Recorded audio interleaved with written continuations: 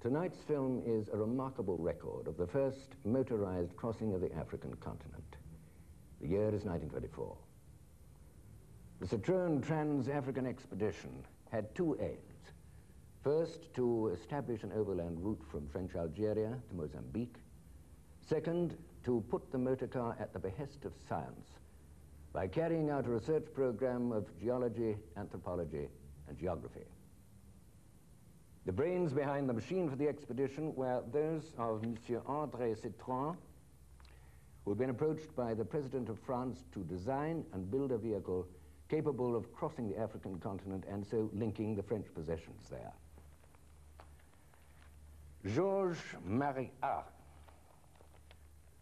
would lead the expedition in the field, but the vehicle itself, the Citroen half-track weighing 3 tons, fitted with rubber-treaded caterpillar tracks and powered by a 40-horsepower engine, was probably the real hero. 8 of these comparatively primitive crawlers would be hammered across 12,000 miles of terrain of all shapes and sizes in an 8-month trial of unremitting endurance. Starting at Colombey-Char, the first leg would be 1,000 miles across the Sahara to Burem. The second leg, 1,000 more miles of trackless savanna to Lake Chad. Then down into the tropical rainforest of the Congo, around Stanleyville, and finally 2,000 miles of savanna, hills, and swamp to Mozambique. The men who would attempt this journey were men with a mission. And there's something of the spirit of a crusade in the title they gave their film, The Dark Highway, and in its dedication to the youth of France. So it's perhaps fitting that the story be told in their own words.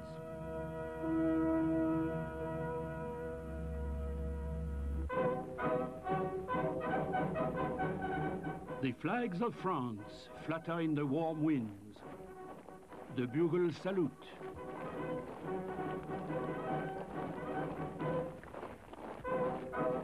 The colonel commandant comes up to our convoy. The whole army, he tells us, the whole of France salutes with pride and admiration the flags under which you will cross Africa, which a century of colonial expansion has brought to more humanity, more justice, and more happiness.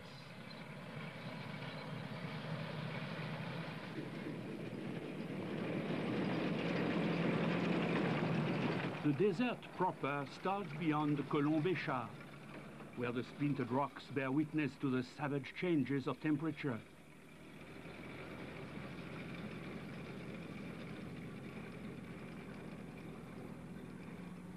On the horizon of this great dryness, the unnatural circle which is the home of coolness in the desert.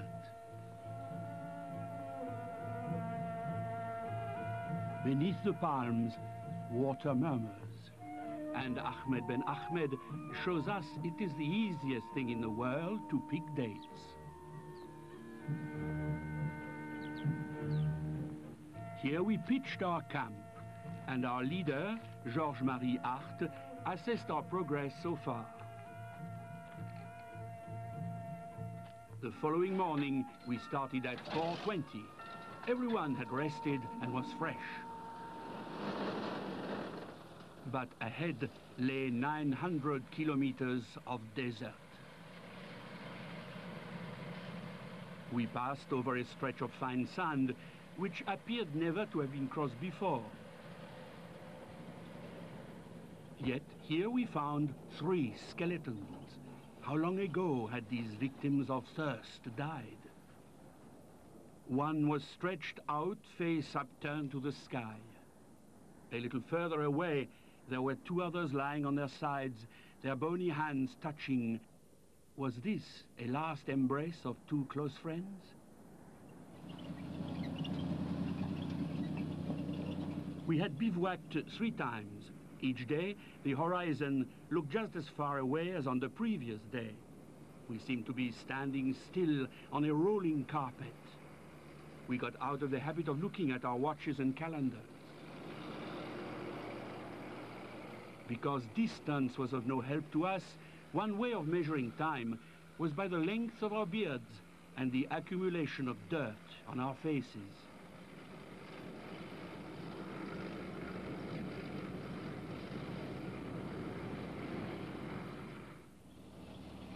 The 9th of November 1924, and the end of the first stage of the expedition, the crossing of the Sahara Desert. Only 13 days after starting out from Colomb-Béchar, the expedition found itself in the land of savanna and scrub, and soon the vegetation became lusher still. The north bank of the Niger, a rich and beautiful land.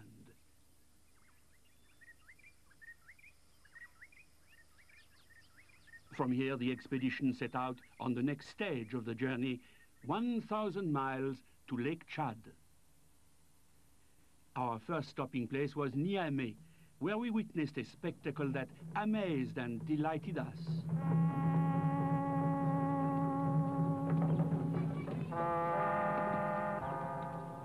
Suddenly, a living fresco from the past appeared before us. 3 soldiers who looked huge, seated high on their horses. They were dressed in shining armor and wore plumed helmets. They raised their sparkling scimitars in military salute. Their costume seemed almost reminiscent of crusaders' armor. Suddenly, armed warriors leapt forth and the combat began. A jousting tournament brought the medieval past to life on the sand before us.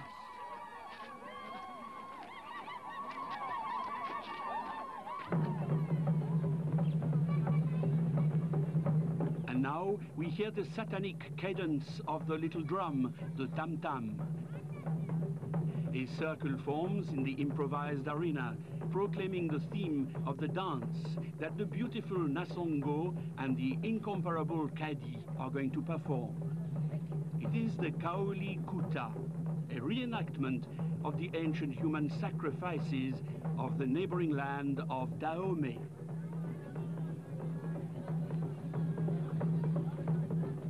Kadi is the cruel priestess.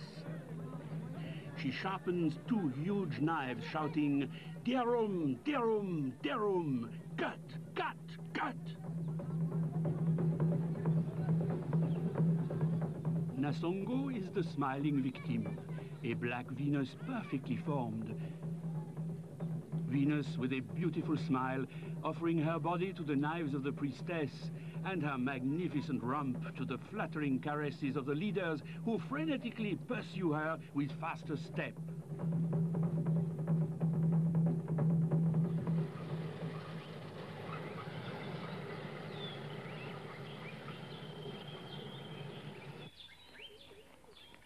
On the way, we decided to double our preventive dose of quinine, with no real reluctance, until we reached the home of the Sultan of Tiswa, with his harem of 100 wives.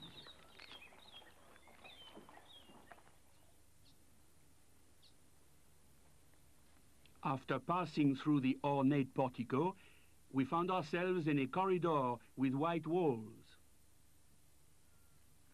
It was the women's quarters, the part for those who have just entered the harem. 5 of these young women, barely 15 years old, were grinding meal together in the same mortar.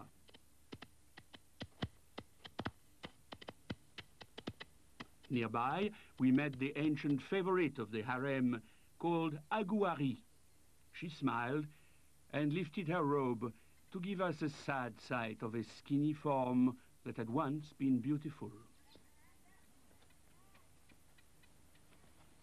The Sultan presents his women to us, the harem led by a small fat Negro dressed in a filthy robe.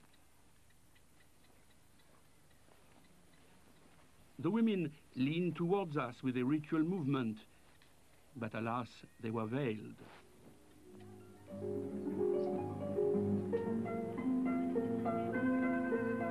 The Sultan offered us ground nuts, and we ate them to the sound of music played by blind musicians.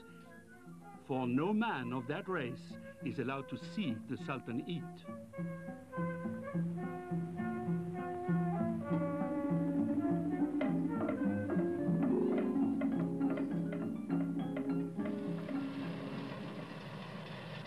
From Tessoua, the half-tracks pushed on through the scrub and savanna towards our next objective. And 1 month after setting out from the banks of the Niger, we reached our goal. On the 14th of December, at dawn, we crossed a small dune covered with sparse vegetation. And there, stretching away to the horizon, were the green leaves and the swampy land of Chad.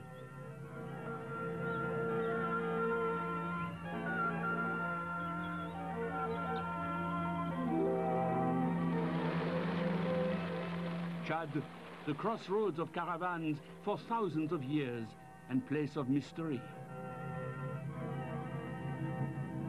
Overjoyed, we sent our message. Today we have reached Chad, the first goal of our expedition.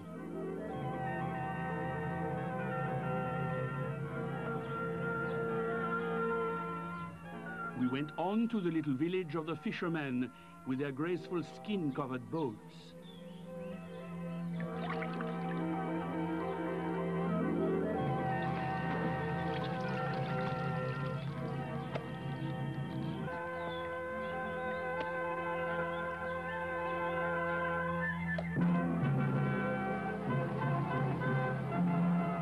Arrival in Fort-Lamy, at the southern end of Lake Chad.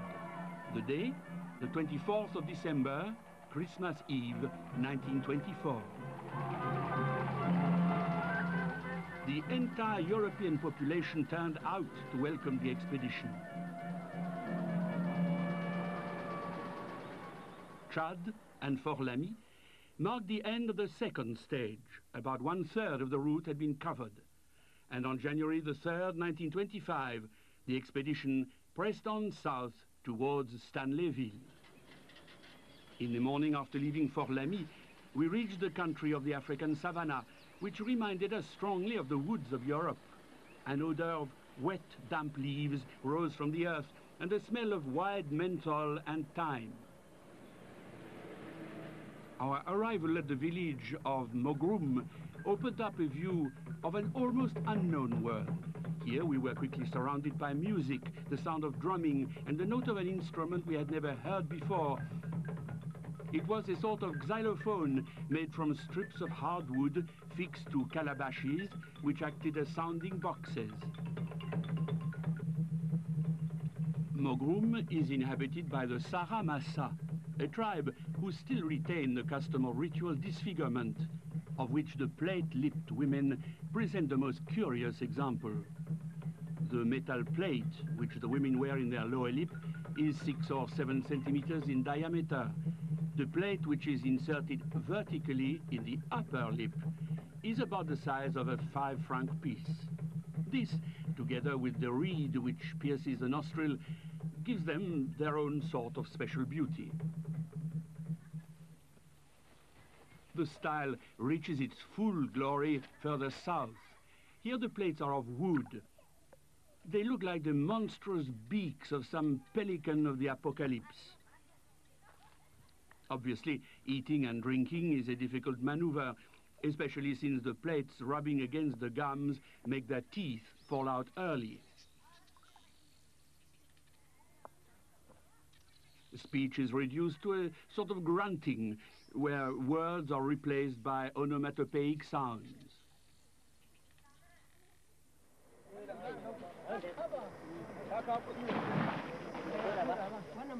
The natives had been told the expedition were the successors to Stanley, whose use of dynamite had grown into a legend of the white man who could make rocks explode. And so, his almost supernatural heirs were greeted with wild enthusiasm. But nearby, we came upon the signs of a ritual that was both older and newer than the visitors. Goats to be hunted. European soldiers to be driven back. and these old initiation ceremonies to be preserved in the deepness of the forest. The ceremony takes place every 2 or 3 years when there are enough young boys to take part in it. The acolytes, first painted white, undergo flagellation by the witch doctors in the forest, and then start a furious dancing wearing their new pointed hats.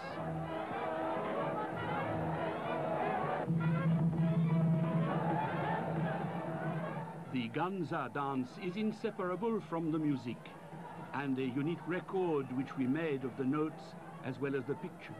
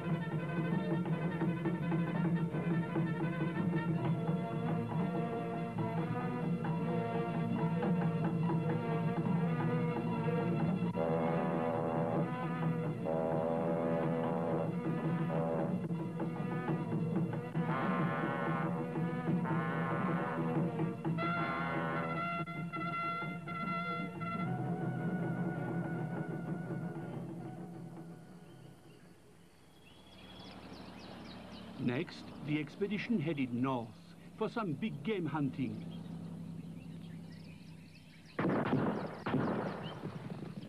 During the first day, we killed several antelope of different species and many birds. Next day, hippo.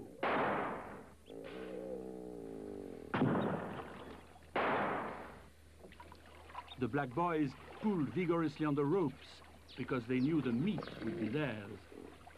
Each hippo weighed over 1,000 kilograms.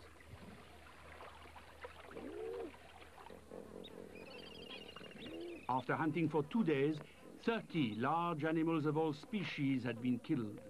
The taxidermist's laboratory looked like a charnel house.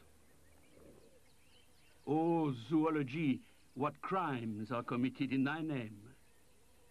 Yet, a reasonable hunt does not do dreadful damage.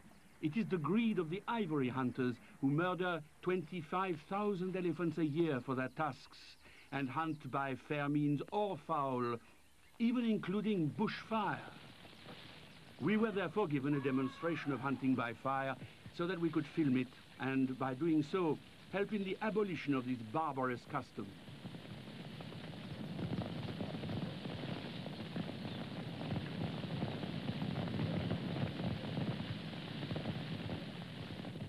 At last, the fire died down, having burnt itself out.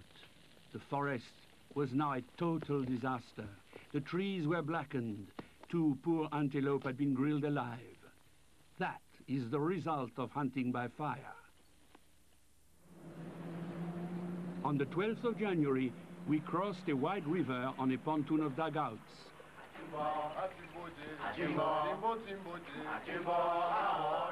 Our Africans paddled in time with the rhythm of their song, just as sailors the world over sing their shanties to accompany their labors.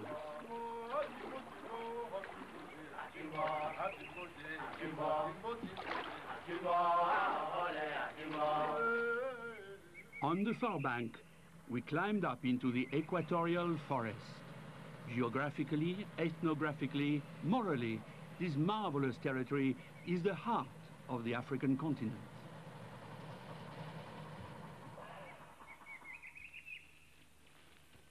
As in the time of Stanley's expedition, the pygmies still lived in families scattered in the forest and very rarely emerge.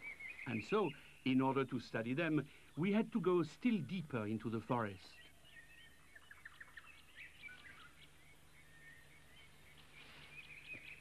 There, on the bank of a river, we saw them.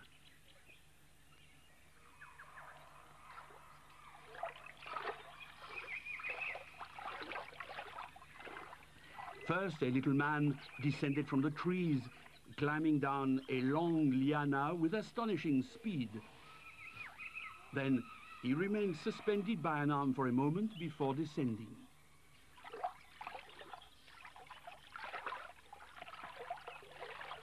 Gifts of bananas, salt, and smiles quickly tamed him, and he led us to his family's huts. But the sight of our camera produced a panic-stricken flight. And I mean flight, because all the pygmies, men, women, and children, disappeared swiftly up into the trees. Only the chief remained. We offered him bananas, and he took them, but our questions made him uneasy. However, at his call, the fugitives came back in little groups, sliding down the trees on long creepers. Bananas were distributed, and in order to gain their confidence, a member of the expedition sat down with the pygmy we'd met by the river to share a banana. The outsized guest even tried to get in the little doorway of the hut, but had to content himself with crouching by the entrance because he was afraid he might demolish the fragile building. The pygmy doesn't appear to be lacking in intelligence. They are frightened by abrupt gestures, show anger, understand what one wants very quickly. In fact, their human faculties appear to be complete. Their chief was very small. He had deep-set eyes beneath thick eyebrows. His beard was grizzled and his hair grey. We also saw tiny mothers, only the size of 8-year-old girls, carrying little babies. It was a touching example of maternal instinct. Considering the fact that pygmies live in perpetual shadow, it isn't surprising they don't grow very tall. The joy of this little world is expressed in very primitive dances to the rhythm of a primitive drum. The pattern of the dance is a series of alternate circles of men and women, the two never mixing, as the dance progresses.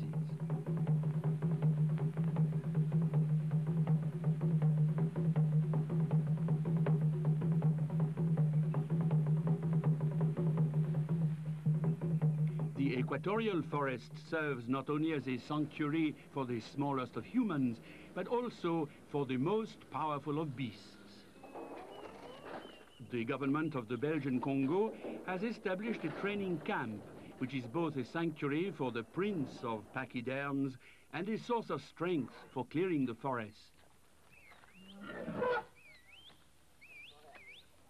A new arrival is often frightened and angry, and then it must be calmed by a song, an elephant lullaby sung by its mahout, the melody and words of which we noted.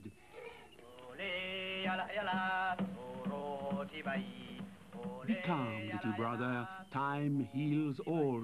It's no use complaining, the moon always follows the sun.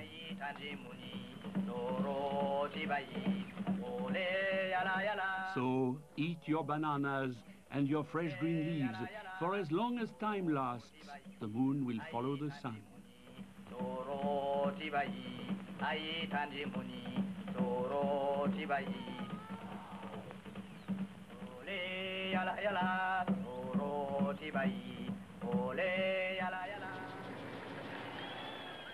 On the 12th of March, the half-tracks reached Stanleyville, now transformed into a garden city, and found a strange mixture of justice, new and old. The village square did duty as a courtroom. The judge wore a collar of panther's teeth, signifying his noble ancestry. The first case, Alembo against Calendula. Alembo complained that fish had been stolen from his nets, and Calendula was the thief. The case was proved. The sentence, 8 days in prison for Calendula. But the defendant had more to say. Good judge, wait a minute. I admit I stole fish from Alembo's nets, but Alembo had set his nets in your fishing area. He was poaching your fish. So now who is the guilty party? The verdict was reversed. The plaintiff, Alembo, went to jail. The case was closed. Not quite justice according to the Napoleonic Code, but clearly a judgment of Solomon. After visiting Stanleyville, the expedition headed for Kampala, reaching it on the 17th of April. After this, we split up into 4 groups to extend the scope of our exploration before joining up again in Madagascar. The 4th group, with the camera team, set out on a 1,500-mile trek to Mozambique, which we felt far from optimistic about reaching.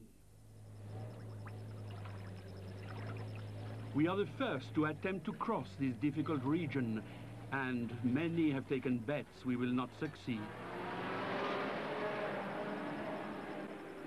An agonizing journey through the marshlands with not a sign of a path.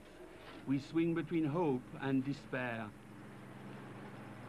We have advanced only 5 kilometers the whole day.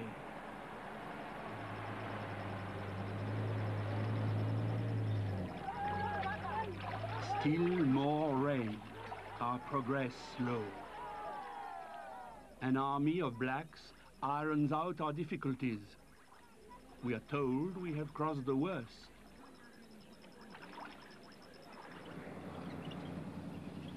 June 14th, 1925. The wind brought fresh aromas to us. The lines of coconut palms softly waved their plumes of murmuring fronds. The deep blue of the Indian Ocean spreads out before our eyes, stretching towards infinity. We cable, reach the Indian Ocean today at Mozambique, the point nearest our goal of Madagascar.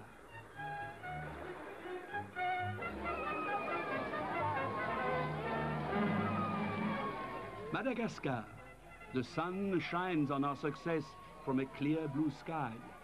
The last 15 kilometers of our route to the capital are thronged with people. 15 kilometers that spell the end of our 28,000-kilometer journey across Africa.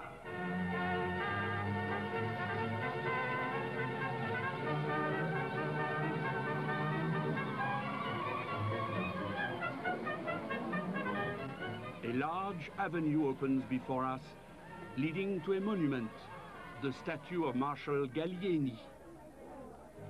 We pay tribute to the memory of the peacemaker of the island, a man who held the ideal of a mother country.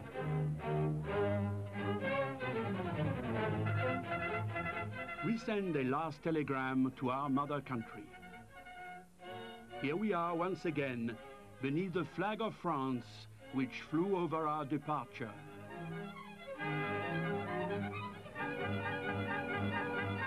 We leave Madagascar with the hope of valuable results and a vision of unforgettable memories. The forces of progress are on the march. The mystery of Africa is at an end. Only our memories remain.